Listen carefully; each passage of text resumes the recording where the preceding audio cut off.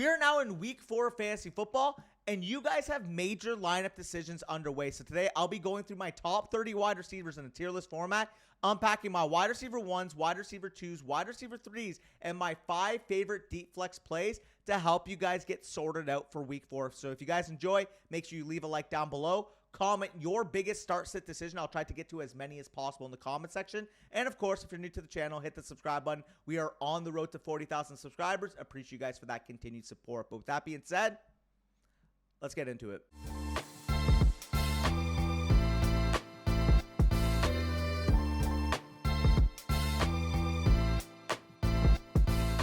All right, before I get into the official top 30, I want to go through the will they play tier, occupied by 3 names this week: Puka Nacua and the 2 San Francisco 49ers wide receivers, Brandon Ayuk and Deebo Samuel. So the general rule of thumb for this tier is that I'd like to see at least 1 full practice either today or tomorrow prior to Sunday's game. And if they don't get that full practice in, I'd lean a lower ranked counterpart. But all injury news on today's video is going to be as per Sports MD Analysis on Twitter. Follow him, monitor the health statuses moving closer to Sunday. So for the first one with Brandon Ayuk, he's been limited in practice. You have to monitor his status moving forward. But Deepak actually says the data slightly favors him playing in week 4 with moderate performance impact, and he should be fully healthy by week 5 or week 6. So if he is ready to go, he will be a top 20 wide receiver in my rankings, and that's very similar to his teammate Deebo Samuel. He missed practice with rib and knee issues this week, so you have to monitor whether or not he'll suit up today or Saturday prior to the game. And Deepak says that most often wide receivers dealing with these type of injuries usually experience a 15% or so performance dip. So if you have Deebo Samuel,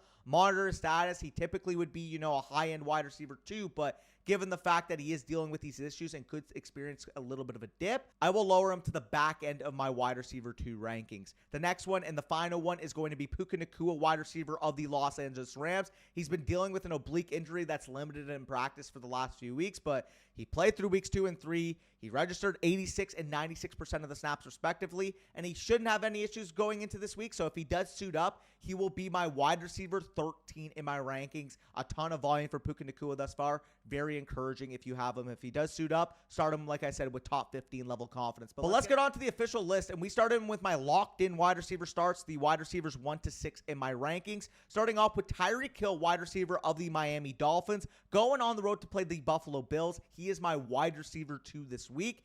This is the highest over-under of the entire slate at 54.5 points. Buffalo and Miami are currently the top 2 scoring offenses in the entire NFL right now, and I think you can even argue Tyreek Hill being 1 over Justin Jefferson. I think at this point, he deserves top 2 status. I fucked up last week. I had him as my wide receiver 3. No more. Tyreek Hill is not dropping further than the number 2 overall in my rankings until any team shows they could stop this Dolphins offense. The other 2 wide receivers in this range, respectively as my wide receiver 4 and 5, are Davante Adams of the Las Vegas Raiders going up against the Los Angeles Chargers, and Keenan Allen of the Los Angeles Chargers going up against the Las Vegas Raiders. Adams at 4, Keenan Allen at 5 this week. In terms of Davante Adams, he's had an insane 37 targets through 3 games this year and is averaging over 25 points per game thus far. Jimmy Garoppolo has shown he's been more than capable for Davante Adams. People were worried all offseason. How's the drop-off from Derek Carr to Jimmy Garoppolo going to affect Davante Adams?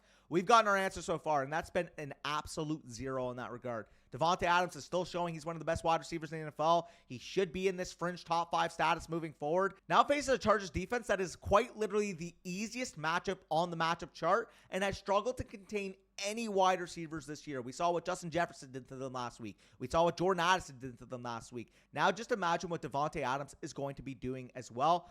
I'm expecting 20 plus PPR points per game from this performance from Davante Adams. And on the flip side, Keenan Allen is set to get absolutely peppered in targets this week following the unfortunate ACL tear of Mike Williams. He's gotten 39 targets in the 3 games thus far, and he is currently the wide receiver 1 in fantasy. I just don't think right now there's any reason to believe he's going to slow down. He's going to be peppered with targets. The offense is implied for 27 points. They should be able to have their way in terms of being able to score against this Raiders defense. And Keenan Allen is going to be the main cog in the passing game that gets them rolling this weekend. But we can move on to my wide receivers 7 to 12 this week.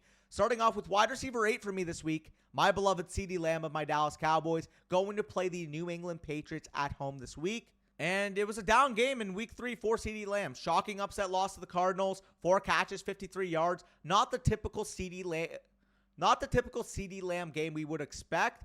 And he does have a tough matchup this week. I'm not going to lie. Against Christian Gonzalez, bottom 5 matchup on the matchup chart. The Cowboys passing offense is going to have a challenge on their hands, but the Cowboys are implied for 25 points in this game at home, and Zach Martin and Tyler Bettors have returned to practice for the offensive line. Keep in mind, I understand it was a terrible game for Lamb, was a terrible loss for the Cowboys last week, but they were without 60% of their offensive line. Tyron Smith missed that game. Starting center Tyler Bettors missed that game. Zach Martin, both 2 future Hall of Famers, missing that game.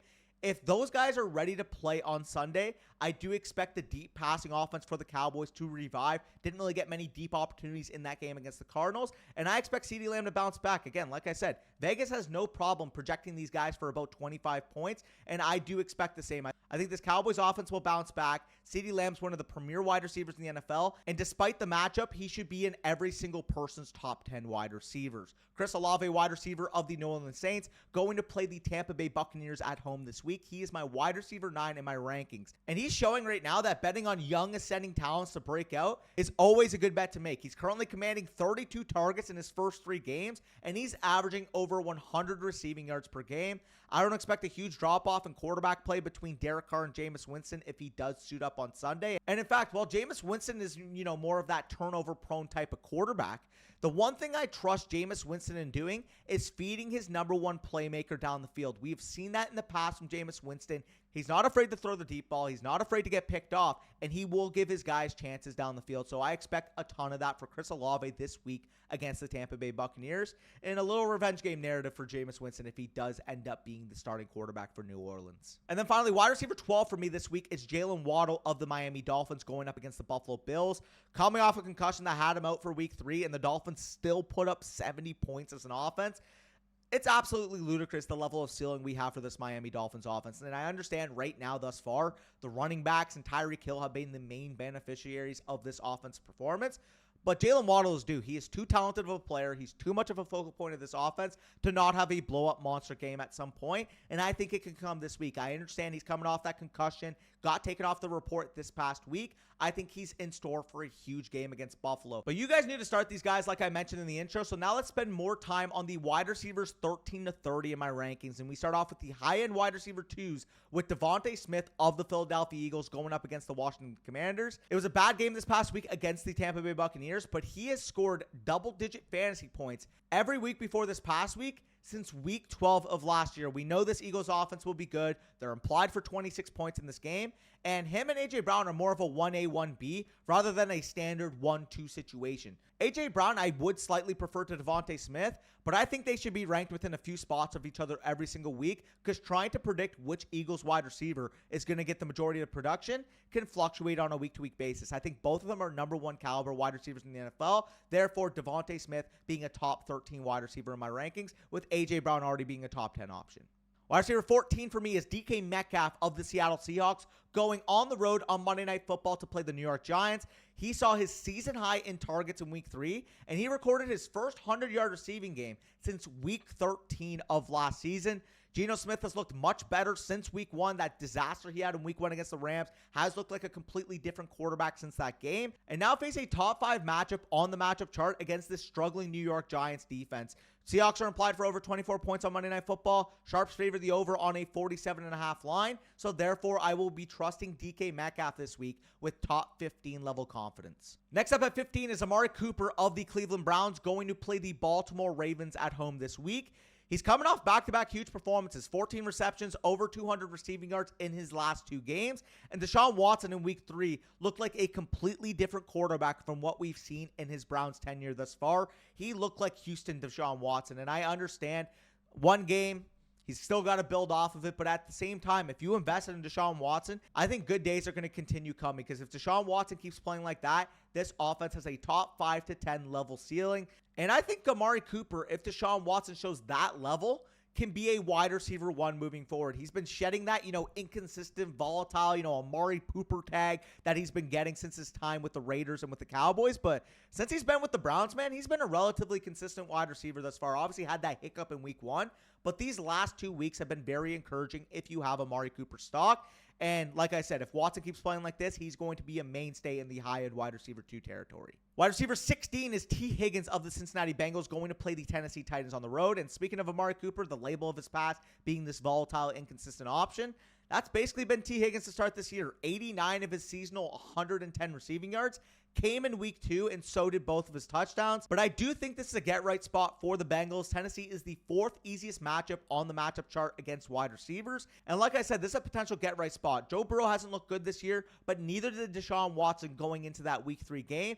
If Joe Burrow is going to play up to Joe Burrow level, it will be this week against the Tennessee Titans. So if you have your Bengals, make sure you start them because this is as good of a matchup as you could pray for right now. Wide receiver 17 is Mike Evans of the Tampa Bay Buccaneers, going to play the New Orleans Saints on the road. And he stood out to start this year. 28 targets in his first 3 games, nearly 300 receiving yards, and 3 touchdowns thus far. People were really worried if Baker Mayfield would be able to support Mike Evans. He has done so in a big way. Mike Evans has been one of the biggest breakouts in fantasy football thus far. And I understand this is the daunted matchup for Mike Evans. Like we've seen in the past, the number that Marshawn Lattimore has been able to do on Mike Evans.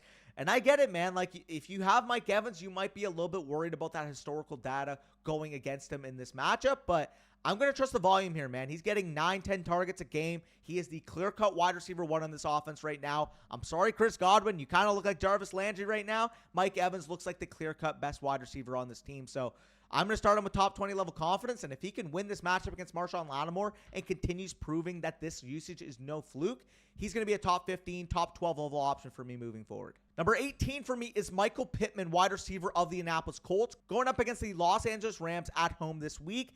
And he's been awesome to start the year. 11 targets per game, 18 PPR points per game. And this is a very easy matchup on the chart against this Rams pass defense. Anthony Richardson's expected back for this game. This Colts offense has been much higher pace than I expected coming into the year. If he keeps doing this, man, he's going to pace to be a top 20, top 24 wide receiver every single week for me moving forward. Moving on to my low-end wide receiver 2, starting off with wide receiver 19, Tyler Lockett of the Seattle Seahawks, going up on Monday Night Football, like I mentioned, on the road against the New York Giants. Lockett's actually out-targeted DK Metcalf this year, but the efficiency just simply hasn't been there. Like I mentioned with Metcalf, it's a really good game environment. Giants can't cover anyone right now, and while I'm willing to trust the efficiency will return for a guy in Tyler Lockett, who has been historically efficient throughout his career, I am a little bit concerned. I mean, he's getting older. Hopefully, this isn't a sign of him declining as a player. Otherwise, I will have to drop him in my rankings moving forward. He hasn't been efficient at all to start the year. Wide receivers 20 and 24 in my rankings are Jerry Jeudy, wide receiver of the Denver Broncos, and Courtland Sutton, wide receiver of the Denver Broncos, both going up on the road to play the Chicago Bears this week.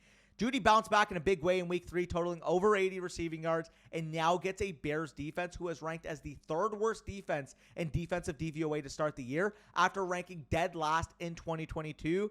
Judy's poised for a big-time performance now that he's fully recovered from that hamstring injury. The reason why I have him over Sutton is that I still think he's the number 1 on this team.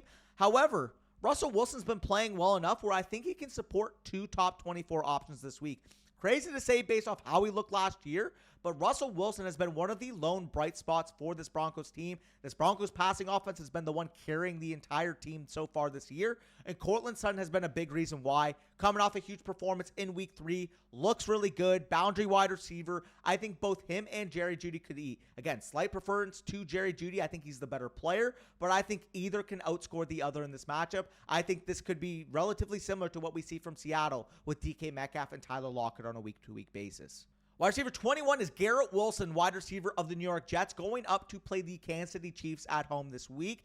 And I get it, he produced a modest stat line in week 3, but he's commanded 17 targets in his last 2 games. L'Jarius Sneed has been great to start the year, which does give me concerns going up against this anemic passing offense of the New York Jets. The volume and the talent are enough to keep him in this low-end wide receiver 2 area for me. And the only thing I plead at this point is, can the Jets just get like an Andy Dalton type? Can we just get like a distributor that can be, you know, not a huge positive for Garrett Wilson, but at least not the huge detriment that Zach Wilson is right now? Because I want to rank this guy inside my top 15. I want to rank this guy inside my top 12. But with Zach Wilson at quarterback, he's not even a top 20 option.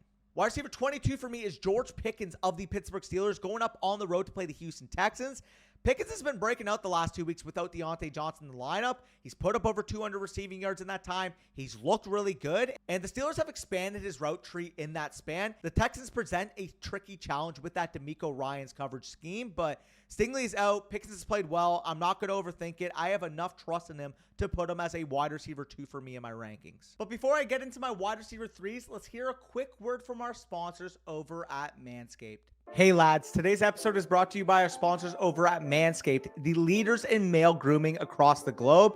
Football season is back, and you know what that means. Touchdown dances, Sunday tailgates, and epic fantasy showdowns. But fellas, let's not forget the real MVP of the season, Manscaped, and their newest product addition to an already stacked roster. Introducing the all-new Beard Hedger Pro Kit by Manscaped, your ultimate luxury beard grooming experience. This kit is your secret weapon for staying sharp on and off the field. The Beard Hedger Pro Kit is a grooming powerhouse built for precision and style. This kit tackles beard touch-ups effortlessly, ensuring you're always prepped for the next play. Plus, it has a compact design for easy portability. This cordless trimmer has a rotary wheel that gives you 20 hair cutting lengths, all with one guard.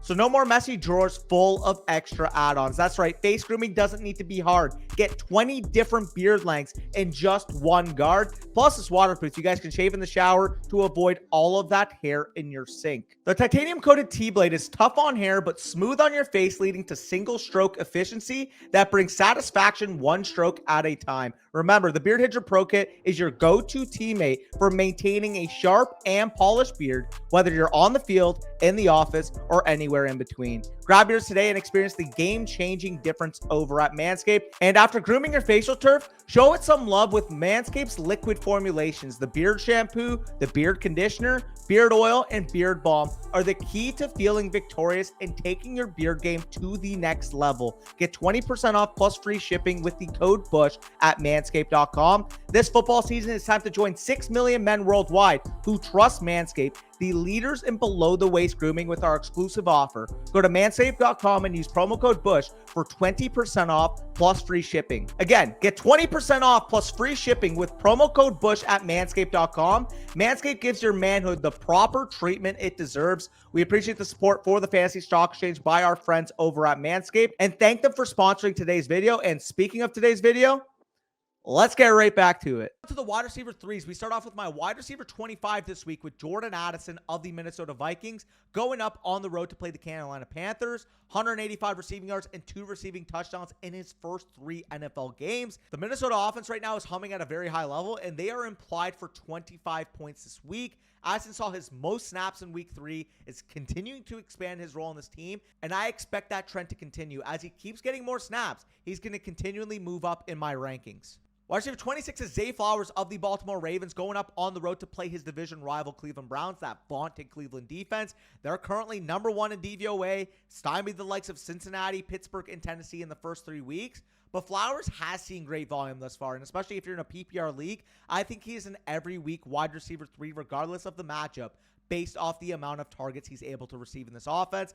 I'd like to see him getting some more work vertically. Right now, it's all around the line of scrimmage, yards after catch type of stuff for him. But 10-plus targets in 2 of his first 3 games show that the Ravens treat him as their true wide receiver 1 and are making a concerted effort to get the ball in Zay Flowers' hands. So, wide receiver 27 for me is Jacoby Myers of the Las Vegas Raiders going up to play the Los Angeles Chargers on the road this week. Big riser this week. Raiders offense has been very concentrated thus far. We know Devontae Adams is going to get his share of the pie, but Myers has also been doing a ton of heavy lifting. In the 2 games he's suited up this year, he's commanded 22 targets, and like mentioned with Devontae Adams, gets that very advantageous matchup against the Chargers this week. He has a chance to continue rising moving forward. Like, if he keeps showing this level of target involvement from Jimmy G in this Raiders offense, I think you can consider him a bona fide top 25 wide receiver. Wide receiver 29 for me would have been Christian Watson of the Green Bay Packers. He did play on Thursday Night Football. 4 targets, 2 receptions, 25 receiving yards, and a receiving touchdown in that game for 10.5 PPR points. Not the greatest day, but it won't kill you if you have 10.5 in your lineup as a wide receiver 3 in the rankings. Wide receiver 30 for me is Tank Dell of the Houston Texans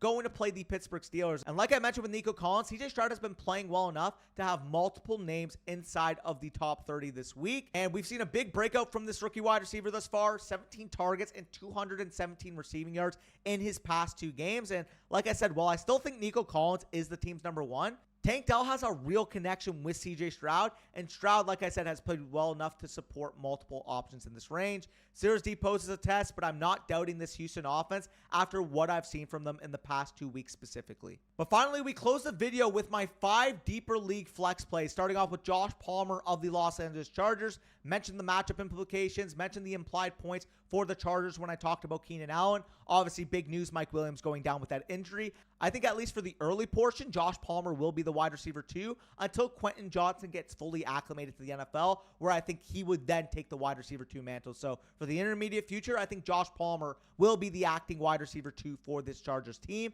Elijah Moore, wide receiver of the Cleveland Browns. He's almost like Cleveland's version of Zay Flowers, where he's used at or around the line of scrimmage, gets fed a lot of targets on this offense, and if this offense keeps playing well, I don't expect that to change. I have him a little bit lower in my rankings, but like Zay Flowers, that's the type of pathway we can expect for Elijah Moore to pay off this week with a ton of volume, with a ton of yards after catch opportunity. Same thing with Josh Downs, very similar archetype. Wide receiver 2 for the Indianapolis Colts, going to play the Los Angeles Rams at home this week. He's being used a ton. He's seeing his snaps go up, and he has established himself thus far as the clear-cut number 2 weapon on this Colts passing offense behind Michael Pittman Jr. And I wouldn't be shocked, like Tank Dell, like, Elijah Moore, like Zay Flowers, if he was an ascending piece in my rankings moving forward, I can see him being inside my top 35, top 30 overall range if he continues impressing. And then finally, these last 2 options, Adam Thielen, wide receiver of the Carolina Panthers, very big revenge game narrative going up against the Minnesota Vikings. Got 14 targets last week. Looks like the clear wide receiver 1 for this Carolina team. And I understand, like, from a baseline projection standpoint, you're hoping Andy Dalton does play, given how he looked last week versus Bryce Young in the first 2. But even if Bryce Young starts, I think that Adam Thielen should see enough volume to pay off against his former team. And then the final deeper league flex play I have is Wan'Dale Robinson, wide receiver of the New York Giants, going to play the Seattle Seahawks on Monday Night Football. Yes, the snaps were down in week 3. I understand that. But at the same time, he showed that when he was on the field, he could earn targets. Second game back, obviously recovering from that ACL tear that he suffered last season. I think Wan'Dale Robinson, if he does see his snaps go up, can be a 7-8 target type of wide receiver and an advantageous matchup against Seattle. So it takes a little bit of guts. We haven't seen the snaps quite yet, but if Wan'Dale Robinson were to get the snaps in this game, I think he can be a top 36 level wide receiver. But either way, if you guys want access to these weekly rankings as well as the rest of season rankings we have over here at Fantasy Stock Exchange, you can access them in one of 2 ways right now. The first way, if you guys go over to Underdog Fantasy and you use promo code FSC, you will get 100% match back on your first deposit up to $100, as well as free access to our rest of season and our weekly rankings manifestos. So you guys don't want to miss out on that. The other way to access it, if you already have an Underdog account and have deposited, is by going over to flockfantasy.com and using promo code FSC on either the Flocker or the Mother Flocker packages. By using code FSC, you will get 30% off of those site-wide packages and get full access, like I mentioned, to our weekly and our rest of season rankings. But with that being said, I appreciate you guys for that continued support, and good luck in your matchups this week. Take care.